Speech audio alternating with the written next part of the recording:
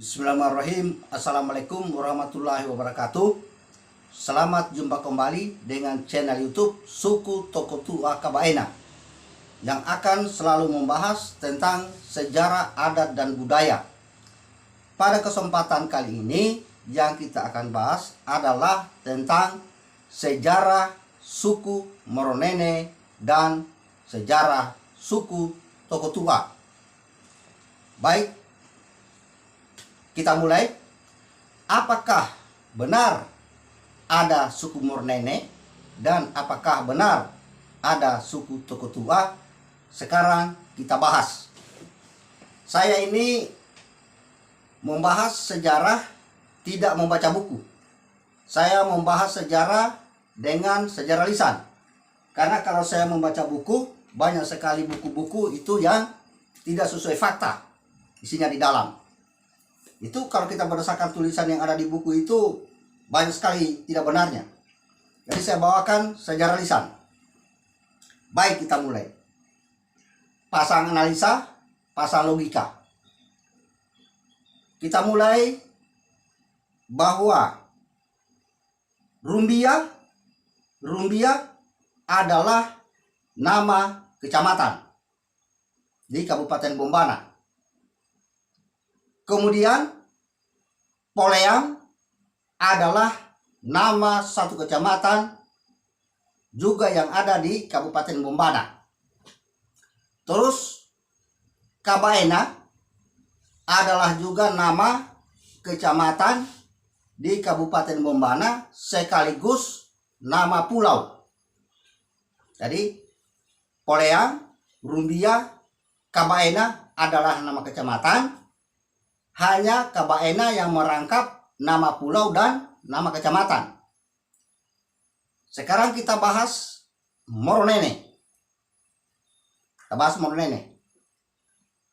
Moronene bukan nama kecamatan, bukan nama pulau, bukan nama desa, bukan nama pohon, bukan nama dan lain-lain. Tetapi Moronene adalah nama suku. Karena tidak ada kecamatan Moronene, tidak ada kampung Moronene. Dia jelas adalah nama suku. Tidak ada pulau Moronene. Nah, sekarang kita pindah kepada Toko Tua. Toko Tua. Tidak ada kecamatan Toko Tua. Tidak ada pulau Toko Tua. Tidak ada kampung Toko Tua. Tidak ada buah-buahan Toko Tua. Jadi kalau tidak ada, kalau Toko Tua ini bukan nama kampung, bukan nama desa, bukan nama kecamatan, bukan nama pulau, nama apa? Coba kita jawab secara akal sehat. Nama apa kalau begini? Tentu ini adalah nama suku. Bukan nama kota, bukan nama desa, bukan nama pulau, bukan nama kecamatan. Berarti ini adalah nama suku. Jadi kalau ada yang menyebut suku Buton Muna, berarti itu adalah suku Buton dan suku Muna. Begitu juga kalau menyebut suku Moronene Toko Tua, berarti adalah suku Moronene dan suku Toko Tua. Bukan itu satu. Kecuali kalau bilang suku Moronene Poleang, berarti suku Moronene yang ada di Poleang. Karena Poleang itu nama kecamatan, bukan nama suku. Suku Moronene Rumbia, suku Moronene yang ada di Rumbia. Suku bisa juga katakan suku Moronene Kabaena, berarti suku Moronene yang ada di Kabaena.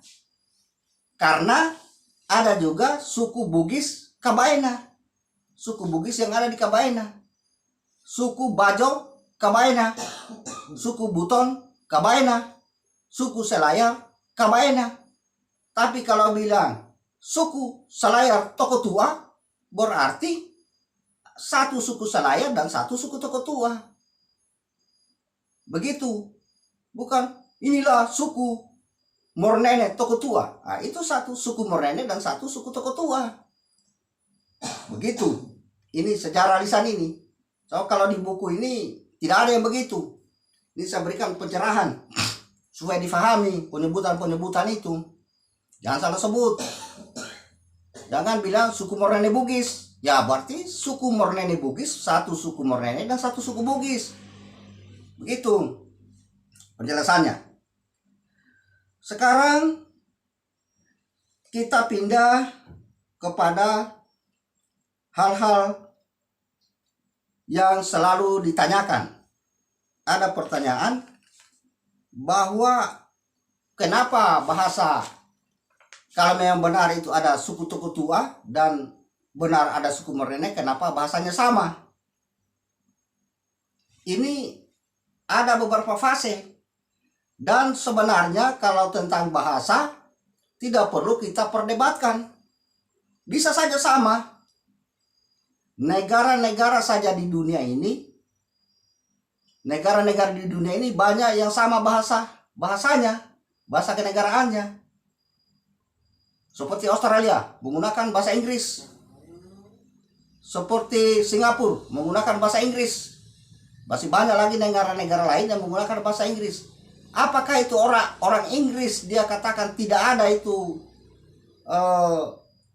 negara Singapura karena dia menggunakan bahasa Inggris? Apakah itu orang Inggris dia katakan tidak ada itu negara Australia karena dia menggunakan juga bahasa Inggris? Tentu kan tidak. Tidak seperti itu. Kita pindah lagi ke suku-suku bangsa mengenai bahasa ini. Itu suku Selayar dan suku Makassar, bahasanya itu hampir sama.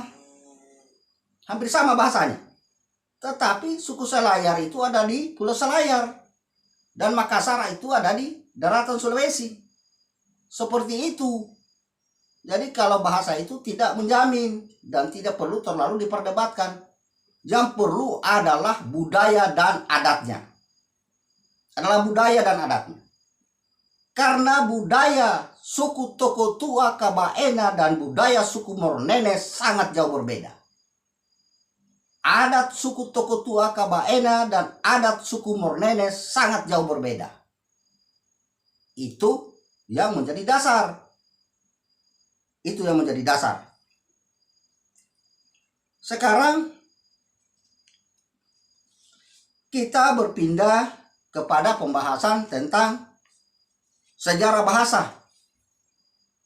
Sejarah tentang bahasa Toko Tua dan bahasa Mornene kenapa bisa sama. Ini ada beberapa fase. Ada beberapa fase pergeseran-pergeseran bahasa.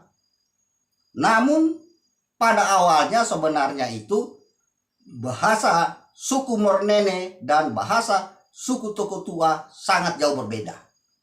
Sebenarnya, kalau saya berdasarkan buku Kamus Ino Awan Toko Tua yang saya pernah susun. Ini, di dalam buku Kamus Mornene tidak ada. Karena itu sebenarnya Kamus Mornene itu adalah bahasa suku Toko Tua sebenarnya yang di dalamnya. Sebentar saya akan jelaskan. Contoh dalam buku ini. Kalau manis itu bahasa suku Toko Tuanya adalah Mensiu. Sedangkan bahasa Mornenenya adalah Momami. Begitu juga garam. Garam itu kalau bahasa suku Toko Tuanya adalah Gara. Sedangkan bahasa Mornenenya adalah Tahi. Kalau bekerja mengerjakan sesuatu, itu di suku Toko Tua namanya Mohedo. Kalau Mornene, Modama. Kalau itu di suku Toko Tua Kabaena itu padi itu Kina namanya. Kalau Mornene itu Pae dan masih banyak lagi di dalam buku ini. Saya tidak membaca buku karena ini saya di luar kepala karena saya sendiri yang susun. Ada berapa ribu kata ini. Itulah penjelasan-penjelasan perbedaan-perbedaan bahasa. Namun ini saya akan jelaskan kenapa pada akhirnya sama. Jadi saya akan uraikan di sini. Ada beberapa fase sampai sama bahasanya. Fase yang pertama itu pada ratusan tahun yang lalu, setelah ada pemerintahan kerajaan di suku Tokotua Kabaena, di Borneo belum ada. Belum ada. Itu pada waktu itu ada perintah raja untuk membuat benteng. Bukti fisiknya ada. Ada benteng di Kabaena banyak. Kalau benar ini perintah, kita cari. Adakah benteng? Betulkah ada? Kalau ada berarti benar pernah ada perintah. Waktu itu pembuatan benteng itu dipaksakan. Seluruh rakyat harus ikut bekerja membuat. Namun ada beberapa orang, kelompok, bukan orang ini, per kelompok ini, kelompok banyak, yang sifatnya malas waktu itu. Suku Tokotua ini, bukan suku Mornene. Suku Tokotua yang pemalas dan suka mabok. Karena kalau sudah mabuk kan pasti malas. Itu dipukuli itu. Itu dipukuli oleh pemimpin pembuatan itu benteng. Akan dipukuli karena malas. Ya, dengan cara-cara seperti ini, maka mereka ini melarikan diri, menyeberang ke daratan besar. Secara diam-diam lari, menghindar. Itu bahasa suku Tokotuanya itu memporai si Pedoa, melarikan pekerjaan. Datang di daratan besar, tinggal di anak-anak sungai, termasuk di Laronene, di Laromatapilo, di Oko-Oko, dan masih banyak lagi tempat-tempat lain di lereng-lereng gunung. Mereka itu pergi menghindar. Dan mereka ini setelah menyeberang ke daratan besar, tidak mau lagi mengakui dirinya bahwa dia itu adalah suku Tokotua. Karena bencinya itu terhadap suku Tokotua. Karena dipukuli. Itu main tangan besi, akibatnya begitu. Itulah sampai mereka melarikan diri ke daratan besar, menghindari itu perintah. Sampai ada orang di daratan besar. Hal yang seperti ini, kejadian-kejadian seperti ini, perilaku-perilaku seperti ini, main tangan besi, itu masih ada berlangsung sampai ratusan tahun turun ke bawah. Sampai pada tahun 1970-an, 1970-an itu saya masih melihat itu, perilaku-perilaku seperti itu. Karena kan waktu itu belum ada yang dikatakan HAM. Belum ada dikatakan HAM. 1972, tahun 1970-an, saya masih pernah melihat yang namanya Mandoro Tahere, Pak Tahir. Itu Mandoro Tahere itu adalah pemimpin pembuatan jalan dari Skeli, Demokole, ke Dongkala. Ini adalah bapak, orang tua daripada Bapak Dektarandus Haji Zaidin Tahyas, SEMSI. Mandoro Tahere ini. Saya harus cerita, walaupun beliau dengarin, tidak apa-apa. Saya pertanggungjawabkan kalau beliau menuntut. Itu Mandoro Tahere kalau dia mengawasi jalanan, kalau dia memerintah, baru yang disuruh tidak cepat berdiri melakukan itu pekerjaan, dia akan pukuli dengan rotan. Dia akan pukuli dengan rotan itu sampai babak belur, sampai berdarah-darah orang itu dipukuli itu Mandoro Tahere. Kemudian kalau kita mau dekati untuk mengajukan daripada alasan kita, menyampaikan itu, dia langsung dia pelototi orang dengan matanya sampai orang itu terduduk di tanah. Jadi siapa yang tidak benci kalau begitu? Nah, itu menimbulkan kebencian pada waktu itu. Tetapi itu kan pada zamannya juga dulu itu. Kalau sekarang kan tidak bisa lagi melakukan seperti itu. Hal-hal seperti itulah yang dilakukan oleh pemimpin-pemimpin suku Tokotua Kabaena pada zaman dahulu, sampai menimbulkan kebencian oleh saudaranya sendiri, melarikan diri ke daratan besar. sampai tidak mau lagi mengakui dirinya bahwa dia adalah suku Toko Tua. Bahkan nama suku Toko Tua dia sudah tidak mau lagi dengar itu. Dia tidak akui lagi bahwa ada suku Toko Tua. Lantaran itu bencinya karena merupakan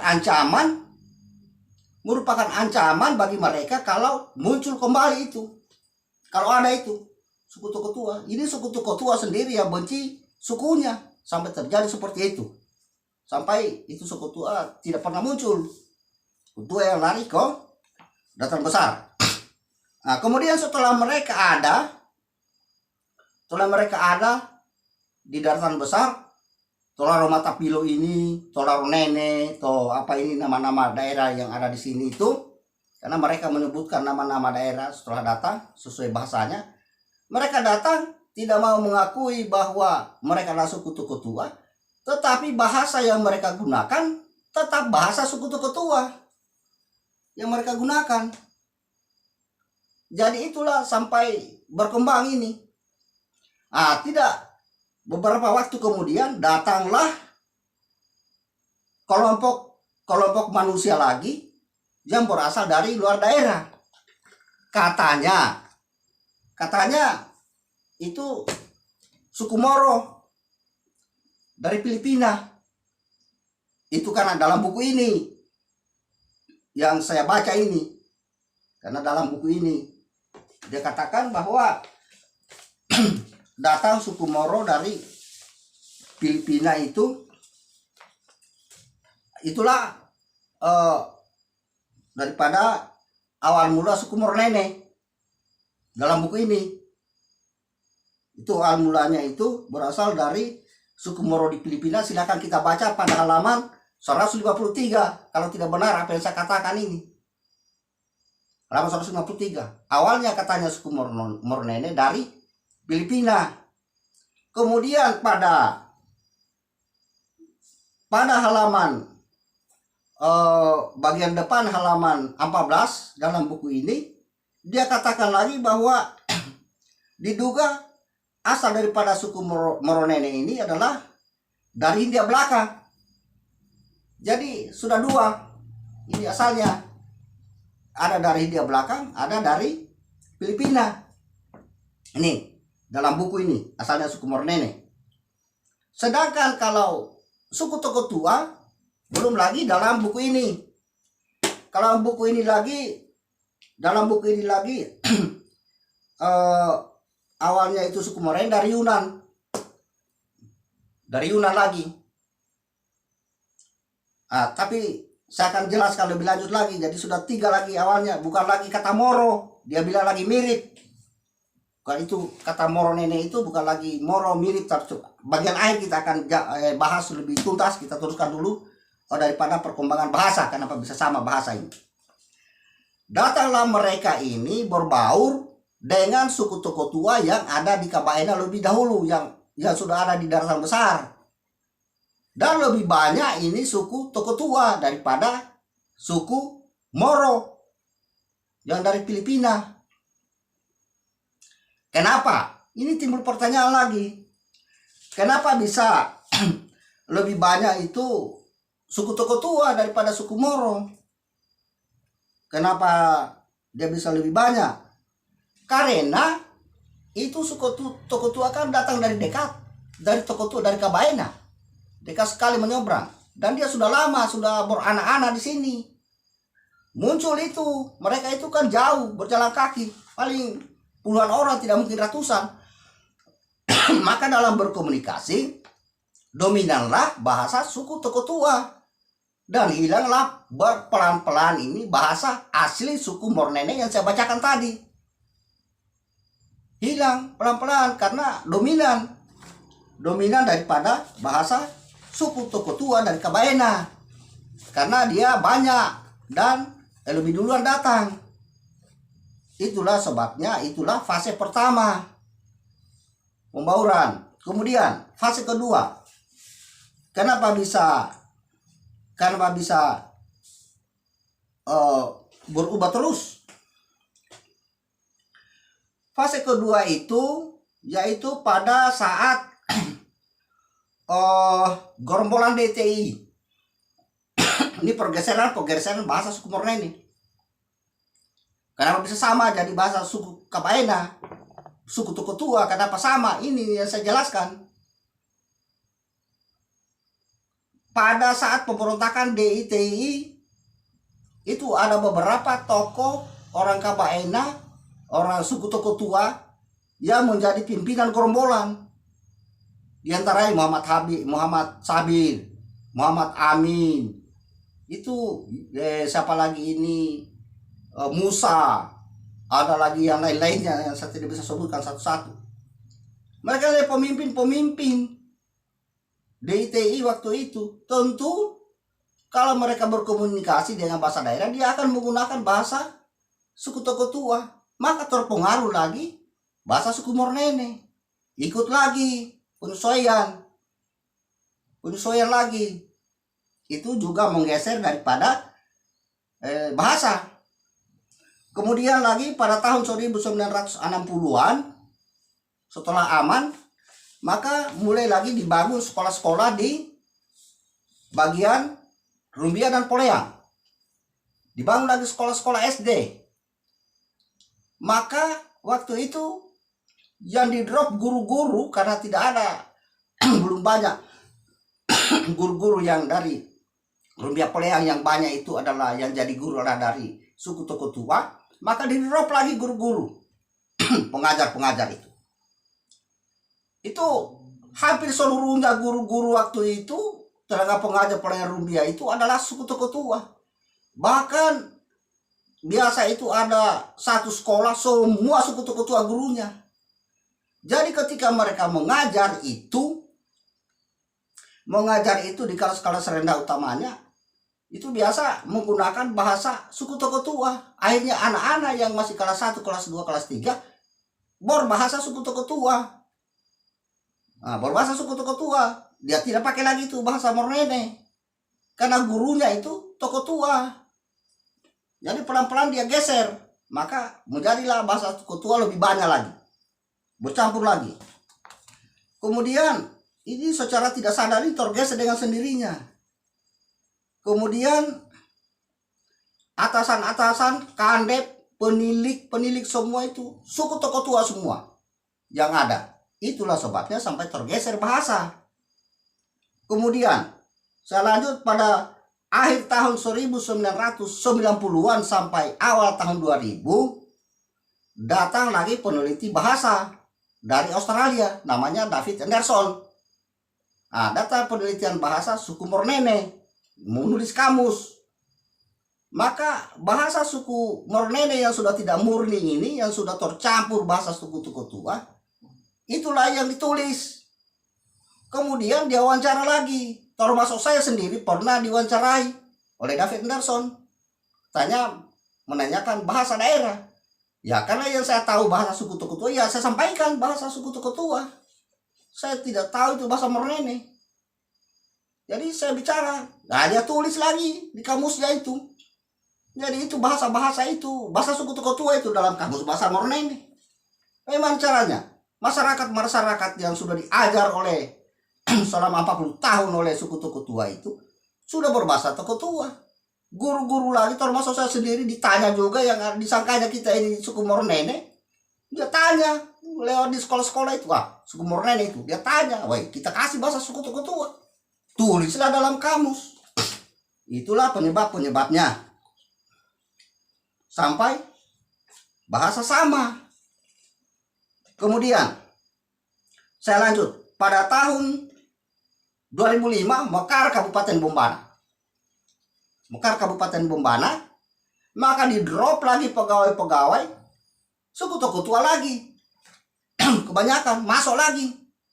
Nah ini juga sangat mempengaruhi lagi karena pergaulan antara sesama berbaur lagi. Dan bahasa suku Tokotua itu, orang Tokotua itu kan tidak malu menggunakan bahasanya. Di mana-mana dia berbahasa. Saya saja sampai di Jakarta, di mana bahasa Tokotua saya biar di tengah umum. Beda dengan suku Mornene. Suku Mornene itu kalau sudah banyak orang dia tidak mau. Dia bahasa Indonesia. Itu penyebab lagi. Itu Itu guru-guru itu nanti mekar membana baru kurang-kurang. Jadi selama 45 tahun itu, satu generasi itu, dia robah itu bahasa. Guru-guru toko tua itu, robah itu bahasa Mornene, jadi bahasa toko tua. Kemudian persoalan kawin silang. Suku Mornene dan suku toko tua kawin. Nah, ini sudah bercampur lagi bahasanya. Anaknya akan cenderung menggunakan bahasa suku toko tua. Dia cenderung itu, kalau sudah dia kawin antara suku Mornene dan suku toko tua, anaknya cenderung menggunakan bahasa suku toko tua. Karena persoalan adat. Karena itu di suku toko tua, kalau penyelenggaraan adat itu, sidang adat itu, tidak boleh berbahasa selain bahasa suku toko tua. Bahasa Indonesia tidak boleh. Bahasa Mornene tidak boleh. Jadi itu kalau orang Mornene itu menghadiri sidang adatnya suku toko tua tidak bisa berbicara. Diam saja karena tidak bisa. Tidak bisa menggunakan bahasa Mornene. Dan sampai ada mensiu baru dia bilang memami. Itu salah itu. Tegur itu. Tapi kalau suku toko tua menghadiri sidang adatnya suku Mornene, ya bicara saja. Karena bisa bahasa Indonesia, bisa bahasa apa saja, yang penting difaham. Itu boleh, tidak ada teguran. Itulah penyebab daripada pergeseran bahasa di suku Mornene sampai sama dengan bahasa suku toko tua. Nah, kemudian di sidang adat seperti itu memaksa untuk generasi muda suku toko tua itu untuk tahu bahasanya, utamanya bahasa adat. Itu memaksa dan tidak dilupakan. Kemudian keadaan sekarang. Keadaan sekarang ini saya harus bicara karena ini fakta. Fakta ini. Keadaan sekarang ini terjadi lagi di Poleyang Barat, Poleyang, bahwa suku Mornene yang ada di sana itu sudah sering kita tidak ketahui bahwa itu adalah suku Mornene. Karena dia sudah tidak menggunakan bahasa Mornene. Dia menggunakan bahasa Bugis. Kita sangka orang Bugis, padahal orang Mornene. Kadang-kadang juga di dalam rumahnya sendiri itu sudah menggunakan bahasa Bugis. Jadi nanti ini bergeser lagi. Akan meninggalkan bahasa suku toko tua yang mereka pinjam. Kemudian mereka pinjam lagi bahasa Bugis menjadi bahasa sukunya nanti. Akan seperti ini, dia tinggalkan lagi itu bahasa suku toko tua. Bahwa dia menjadi lagi bahasa Bugis. Karena sudah ada sebagian itu anak-anak daripada suku Mornene itu sudah tidak tahu bahasa Mornene. Sudah tidak tahu. Dia sudah lancar bahasa Bugis dan bahasa Indonesia. Bahkan sudah sampai di Toburi sekarang ini. Sampai di Toburi. Saya pernah komunikasi dengan Raja Toburi itu. Raja Mornene Poleyang. Namanya Nipon Ali. Saya pernah dengar. Dia mengatakan Batuanu. Batuanu. Nah, berarti bahasa Bugis ini. Macam Kaloko. Kaloko itu kan bahasa Bugis itu. Batuanu, Kaloko. Itu semua sudah jadi bahasa Mornene. Bahasa Bugis itu sudah akan bergeser. Bahkan ini sudah menuju ke Rumbia. Jadi ini bahasanya suku Mornene pindah-pindah. Begitu juga daripada asal usulnya juga pindah-pindah. Jadi kalau kita mau menarik kesimpulan bahwa sebenarnya suku Mornene ini belum tuntas. Belum tuntas asalnya, asal usulnya. Belum tuntas, beda dengan suku toko tua. Kalau suku toko tua dari dulu sampai sekarang tidak pernah berubah. Itu dari rumpun Melayu, pengaruh bahasa pengaruh Sansekerta. Karena ada fakta, ada buktinya dia. Yaitu adanya penyebutan Watun Sangia dan Sangia Vita. Itu bukti. Karena segala sesuatu itu kalau ada bukti tidak bisa bergeser. Makanya saya lebih senang dengan sejarah lisan seperti ini. Tidak membaca-baca buku yang dikarang-karang anak-anak. Buku-buku ini kan dikarang-karang. Kadang-kadang anak-anak yang mengarang baru dibaca, baru dipertahankan. Karang sendiri, baca sendiri, pertahankan sendiri. Kalau ini itu ada bukti. Mana bisa bergeser? Lihat itu. Sangia Vita. Bahasa apa itu? Sansekerta, Sanghyang. Ada ukiran telapak kaki manusia. Itu juga nuansa Sanskerta prasasti. Jadi itu saya lebih senang mengurai seperti ini daripada membaca-baca buku. Saya lebih senang berbicara. Terus kemudian saya katakan asal muasal daripada suku Mornene ini belum tuntas. Karena masih simpang siur. Ada dari Moro, Filipina, suku Moro. Ada lagi kenapa dibilang Mornene, karena suku Moro yang datang tinggal di Laronene, katanya di Laronene itu sampai Moro Tamanene sampai Mornene. Tetapi di buku ini lagi bukan lagi Moro itu dari suku Moro, tapi Moro itu artinya mirip, katanya ini di sini. Kalau ini Moro artinya suku Moro, kalau ini Moro artinya mirip. Jadi ini kan tempat, kalau ada lagi mungkin buku satu lagi lain lagi artinya, mungkin Moro lagi lain lagi dia mengartikan. Ini asalnya dari Yunan, ini asalnya dari Hindia Belakang dan dari Filipina, suku Moro. Jadi belum tuntas. Kemudian ada lagi hipotesa lain yang datang dari Minahasa, katanya buku ini dari Minahasa lagi, suku Mornene itu. Sudah berapa ini? Kemudian ada lagi yang dari Tolaki, itu banyak sekali. Jadi seandainya ini suku Mornene kita mengisi berkas seleksi, ini sudah gugur berkas ini. Gugur berkas ini hilang, akan dinyatakan tidak ada. Karena tidak ada bukti. Coba buktinya. Sampai hari ini belum pernah saya dapatkan itu Sungai Lamornene. Belum pernah. Yang setahu saya ini sungai-sungai ini kali-kali ini, Kali Poleang, Kali Langkapa, Kali Toari, kali apa lagi itu yang besar-besar, Kali Lakawa, Kali Mambo, kali apa, semua kali sudah ada namanya. Tidak ada Kali Mornene. Belum saya dapat. Mungkin ada tapi belum, jadi belum tuntas ini. Belum ada bukti. Sama saja ini kita cerita tentang naga di langit, naga di bulan, raksasa di bulan. Kan tidak ada bukti. Berarti belum tuntas. Kalau ini seleksi berkas, sudah bisa dinyatakan gugur berkas ini suku ini. Tidak jelas. Coba, kalau 5 orang atau 6 orang mengisi berkas, asal sukumu di mana? 1 orang tulis. Asal Moro, 1 orang. Asal Yunan, 1 orang. Asal Filipina, 1 orang. Asal Hindia Belakang, 1 orang. Oh, dari Konawe, 1 orang lagi dari Minahasa. Jadi kalau 10 orang, 10 asalnya. Apa tidak error itu komputer? Error itu komputer. Berarti batal, bubar. Jadi itu jangan terlalu berpatokan dengan tulisan. Kalau sesuatu tidak ada di dalam buku daftar tulis. Kalau ada di dalam buku berarti ada fakta bukti, coret, gampang. Sebenarnya ini, jadi tidak usah terlalu gontok-gontokan.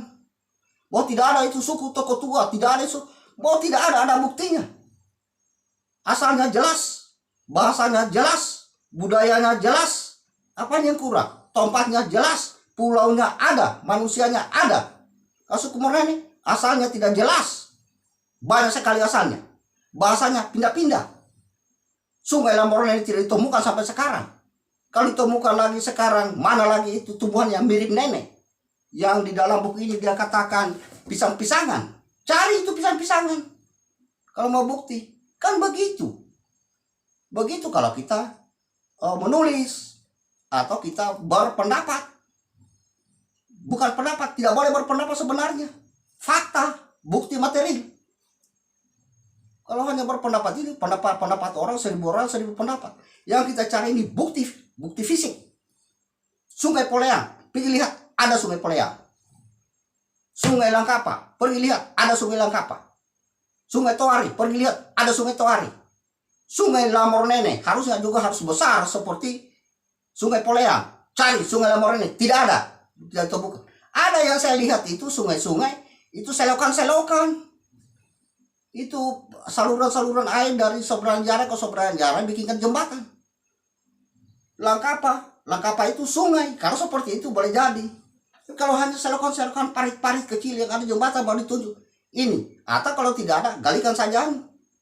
Kita bikin saja sungai. Baru kita tulis lagi Sungai Mornede saja. Bikin baru. Kan ini kan. Ini saya minta maaf ini. Ini sejarah. Jangan kita bodoh-bodohi orang dengan tulisan-tulisan yang tidak jelas. Akhirnya anak cucu kita rugi. Inilah penjelasan-penjelasan saya tentang adat, sejarah, dan budaya. Saya buka terus terang ini supaya menjadi bahan pertimbangan. Jadi kalau memang ini kata-kata saya ini keliru, ya carikan saya itu Sungai Lamornene.